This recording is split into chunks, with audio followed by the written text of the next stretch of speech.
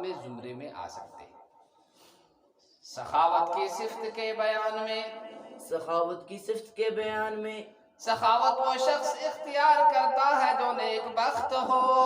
سخاوت وہ شخص اختیار کرتا ہے جو نیک بخت ہو، اس لیے کہ آدمی سخاوت سے قسمت والا بن جاتا ہے، اس لیے کہ آدمی سخاوت سے قسمت والا بن جاتا ہے۔ مہربانی اور سخاوت سے جہاں کو فتح کر لے،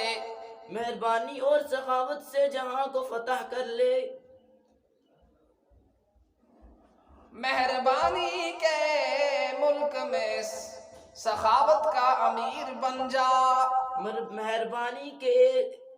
ملک میں مہربانی کے ملک میں سخاوت کا مہرباں بن جا، سخاوت کا امیر بن جا، سخاوت کا امیر بن جا۔ سب سے زیادہ سخاوت کرو تو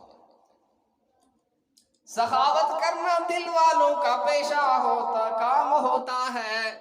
سخاوت کرنا دل والوں کا کام ہوتا ہے، سخاوت کرنا دل والوں کا کام ہوتا ہے، سخاوت کرنا دل والوں کا کام ہوتا ہے، سخاوت نیک بختوں کا پیشہ ہوتا ہے، سخاوت نیک بختوں کا پیشہ ہوتا ہے، سخاوت سخاوت عیب کے مسے کے لیے کیمیا ہے، سخاوت عیب کے مسے کے لیے کیمیا ہے، سخاوت عیب کے تامے کے لیے کیمیا ہے، سخاوت عیب کے تامے کے لیے کیمیا ہے، سخاوت تمام دردوں کی دوا ہے، سخاوت تمام دردوں کی دوا ہے۔ بخل ہو آدمی کے اندر، دنیا کی لالچ ہو، حرص ہو، یا کسی کو فزیکلی اور جسمانی کیا ہو پریشانی ہو تو صدقہ کرو، یہ تمام چیزیں ختم۔ دنیا کی محبت زیادہ ہے صدقہ کرو، ہو لالچ زیادہ ہے خوب زیادہ صدقہ کرو، سمجھے نا؟ کسی پر ظلم کرنے کا جی چاہ رہا ہے سخاوت کرو، یہ ختم ہو جائیں گی۔ اور اگر کوئی بیمار ہے تو اللہ کے رسول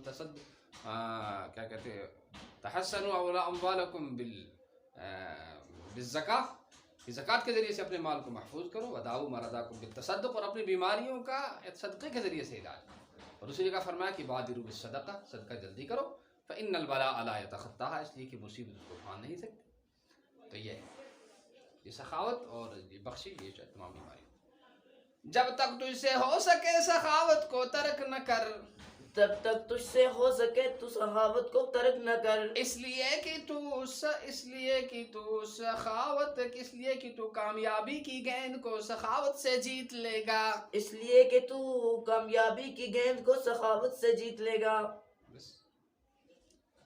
سبحان اللہ وبحمدہ، سبحانک اللہم وبحمدک، نشہد ان لا الہ الا انت ونستغفرک ونتوب الیک۔